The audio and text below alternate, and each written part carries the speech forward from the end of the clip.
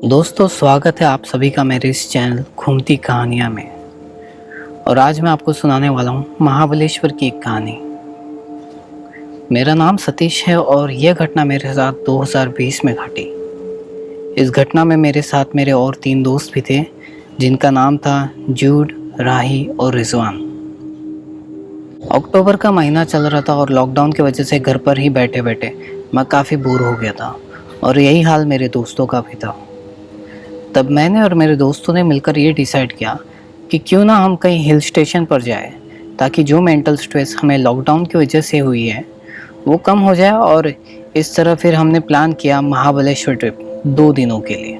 Lockdown की वजह से हमारे जॉब को काफ़ी नुकसान हुआ था और क्योंकि हमारी सैलरी भी कम हो गई थी, इसलिए हमने ये डिसाइड किया कि इस ट्रिप में हम जितने पैसे बचा सकते हैं उतने पैसे बचाएंगे।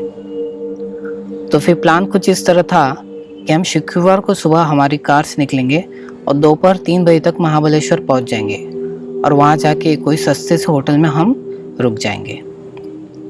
इस ट्रिप को हम सुबह 4 बजे शुरू करने वाले थे, इसलिए मैंने मेरे तीनों दोस्तों को उस रात मेरे ही घर पर बुला लिया ताकि सवेरे निकलने में ज़्यादा देरी ना हो। लॉकडाउन की वजह से हमने सोचा कि ज़्यादातर ढाबे बंद रहेंगे, इसलिए रास्ते के लिए लंच हमने घर से ही बना लिया और इससे हमारे पैसे भी बच गए। मुंबई से हमें निकलते निकलते सुबह 5 बज गए और हमने रूट लिया था पुणे का। हम लोग काफ़ी खुश थे कि फाइनली हमारा ये ट्रिप प्लान हो गया और हम अब ये सोचने लगे कि हम किस दिन किस पॉइंट्स पर जाएंगे और कौन से होटल में रुकेंगे। पुणे क्रॉस हो जाने के बाद हमने कार को रुका दिया और वहाँ हमने थोड़ा नाश्ता कर लिया और फिर अपने सफ़र पर चल दिए। करीब दोपहर 2 बजे के आसपास हम महाबलेश्वर पहुँचे और अब हम काफ़ी वेबसाइट में होटल्स ढूंढने शुरू किए। तभी राही को गूगल मैप पर एक होटल दिखा जो काफ़ी सस्ता था। हमने गाड़ी शुरू की और उस होटल की तरफ चल दिए। होटल की तरफ जाते जाते हमने ये नोटिस किया कि होटल काफ़ी अंदर था और जब हम होटल पहुँचे तो होटल की कंडीशन भी कुछ ज़्यादा खास नहीं थी। गाड़ी हमने होटल के सामने ही गेट के कोने में पार्क कर दी। क्योंकि होटल उस रास्ते के बिल्कुल एंड में था तो हमें लगा कि किसी को इस वजह से परेशानी तो नहीं होगी। गाड़ी से उतरकर हम जब होटल के एंट्रेंस पर जाने लगे, एंट्रेंस के लेफ्ट में ही काउंटर था। काउंटर पर जाके हमने रूम की प्राइस पूछी और थोड़ी मोल भाव करते करते हमने 1900 रुपये में 2 दिन के लिए रूम बुक कर दिया। क्योंकि हम सिर्फ 4 लड़के ही थे और रूम भी काफ़ी सस्ते में मिल गया। हमने सोचा वैसे भी रूम में हम रात को सोने ही वाले और सिर्फ सामान रखने वाले, तो इसलिए ये डील कुछ ख़राब नहीं है। फिर मैनेजर से भी पूछा कि होटल की हालत इतनी ख़राब क्यों है। तब उसने बताया कि लॉकडाउन की वजह से स्टाफ में कोई था नहीं और होटल भी बंद था, इसलिए ऐसा हाल है। और होटल शुरू हुए कुछ ही दिन हुए, लेकिन उसने हमें ये बताया कि उसने हमारा रूम तो एकदम साफ़ और सैनिटाइज करके रखा है। हमें भी ये रीज़न सही लगा कि हाँ, लॉकडाउन ने सभी का नुकसान तो कर ही दिया है, तो शायद यही वजह होगी।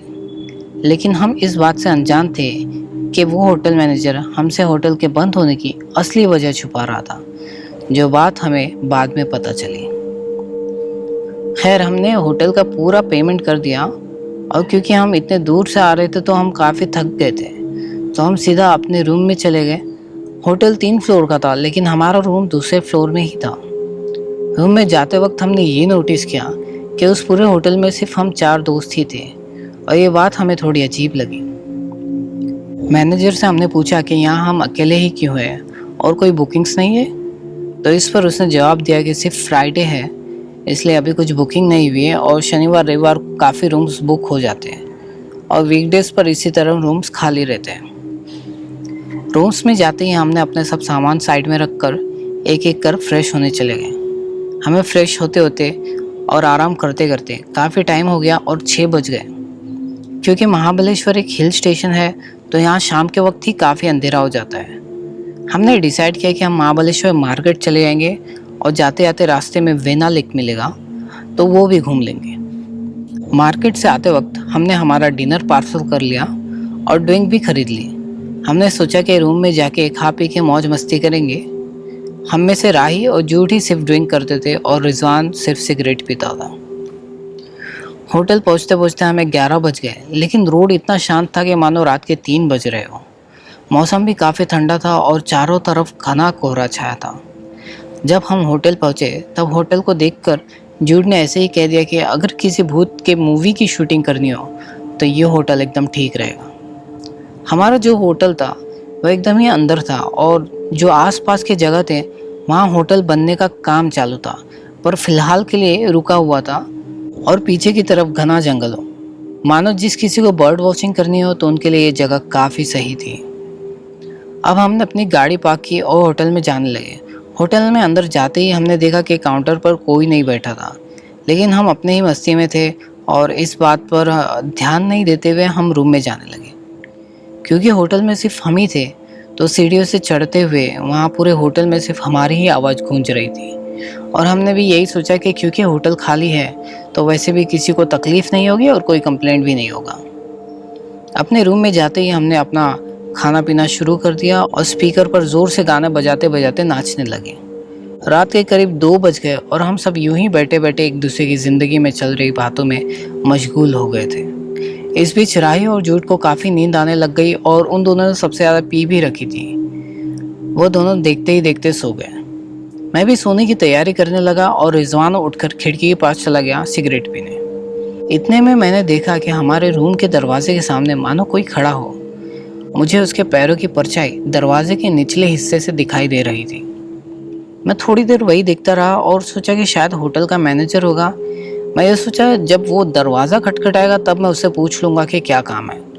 लेकिन वो वहाँ ही खड़ा रहा, कुछ 20-25 सेकंड तक वो वहाँ ही खड़ा होगा। मुझे अब थोड़ा अजीब लगने लगा और मैं ये सोचने लगा कि राही और जूड को उठाकर ये बता दूँ कि कोई हमारे दरवाजे के सामने खड़ा है। लेकिन वो दोनों इतने नशे में और नींद में थे कि उनको उठाना काफ़ी मुश्किल होता। इतने में रिजवान भागता हुआ मेरे पास आया और धीरे से मेरे पास आकर बोला कि बाहर कोई है। मैं रिजवान को देखकर ये सोचने लगा कि इसे कैसे पता कि बाहर कोई है। और फिर मैंने मुड़ के वापस जब दरवाजे में देखा तो वहाँ पर कोई पैरों की परछाई नहीं थी। मैं थोड़ा डर गया और फिर मैंने रिजवान से पूछा, तुझे कैसे पता दरवाजे के बाहर कोई है? इस पर रिजवान ने कहा कि वो खिड़की के बाहर की बात कर रहा है। उसे खिड़की के बाहर जंगल के झाड़ियों के बीच कोई दिखा जब वो स्मोक कर रहा था। तब मैंने रिजवान से कहा कि मैंने भी दरवाजे के बाहर किसी के पैरों की परछाई देखी। रिजवान और मैं थोड़ी देर शांत हो गए और ये समझने की कोशिश करने लगे कि हमारे साथ क्या हो रहा है। मैंने रिजवान से कहा, पहले खिड़की के पास जाके देखते हैं कि कौन है वहाँ। शायद होटल का मैनेजर या कोई स्टाफ होगा। और हम रूम के एंड में चले गए जहाँ खिड़की थी और इस खिड़की से हमें जंगल दिखाई देता है। खिड़की से हमें कुछ साफ दिखाई नहीं दे रहा था क्योंकि बाहर काफ़ी कोहरा था और कोई लाइट ना होने की वजह से अंधेरा भी था। लेकिन अगर कोई इंसान खड़ा हो तो चांद की रोशनी में पहचाना ज़रूर जाएगा कि यहाँ पर कोई खड़ा है। हमने काफ़ी देर तक वहाँ देखा लेकिन हमें कोई दिखाई नहीं दिया। हमने ये सोच लिया कि शायद ये हमारा कोई वहम होगा, दिन भर की थकान के बाद शायद ऐसा हो रहा है। इतने में हमें ऐसा लगा कि किसी ने हमारे दरवाज़ा खटखटाया हो। हमने सबसे पहले म्यूज़िक बंद किया और दरवाजे की तरफ चले गए। दरवाज़ा खोला तो बाहर कोई नहीं था। बाहर झाँककर सीढ़ियों की तरफ देखा तो वहाँ पर भी कोई नहीं था। मैंने तुरंत दरवाज़ा बंद कर दिया और हम रूम में आ गए। रूम में आके रिजवान ने कहा कि होटल के मैनेजर को फ़ोन लगाते हैं। मैंने फिर मोबाइल निकाला और फ़ोन करने लगा, लेकिन तब मुझे पता चला कि मेरे मोबाइल में नेटवर्क ही नहीं है। नेटवर्क पकड़ने के लिए मैं खिड़की की तरफ आ गया और देखने लगा कि नेटवर्क आया है कि नहीं। तभी मेरी नज़र अचानक बाहर गई और जैसा रिजवान ने कहा था कि उसे पेड़ के पीछे किसी के खड़े होने का एहसास हुआ था, बिल्कुल मुझे भी ऐसा हुआ। मैं ध्यान से देखने लगा कि कौन है और इतने में रिजवान मेरे पास भागता हुआ आया और कहने लगा कि दरवाजे के बाहर कोई खड़ा है। उसे दरवाजे के पीछे पैरों की परछाई दिखाई दे रही है। हम दोनों दरवाजे की तरफ गए। दरवाज़ा खुल के देखते तो गया, वहाँ पर कोई नहीं था। मैंने दरवाज़ा बंद करके रिजवान से कहा कि यहाँ कुछ ठीक नहीं हो रहा, हमें कल सुबह ही यहाँ से निकल जाना चाहिए। फ़िलहाल आज की रात हम राही और जूड के बाजू में बैठ कर पहरा देंगे और फिर जब हमें नींद आएगी उन्हें उठाकर हम सो जाएंगे।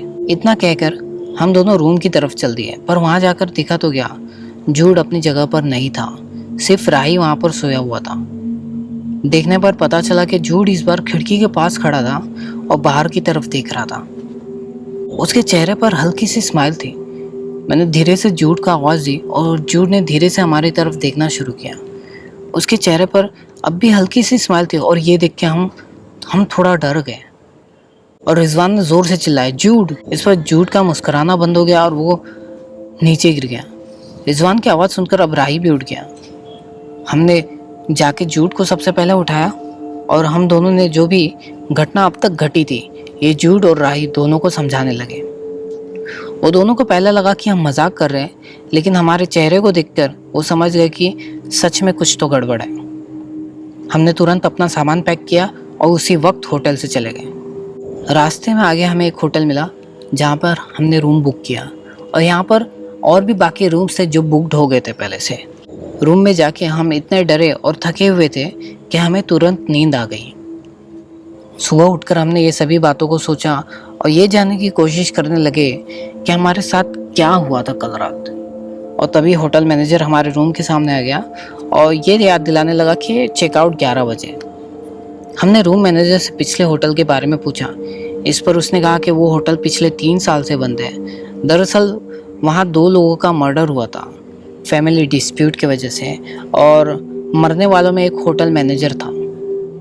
हम सब ये सुनकर काफ़ी डर गए और हम उसी दिन महाबलेश्वर से निकल गए मुंबई के लिए। तो दोस्तों ये थी आज की कहानी और आशा करता हूँ आपको पसंद आई होगी। ऐसे ही कहानी सुनने के लिए सब्सक्राइब करें घूमती कहानी।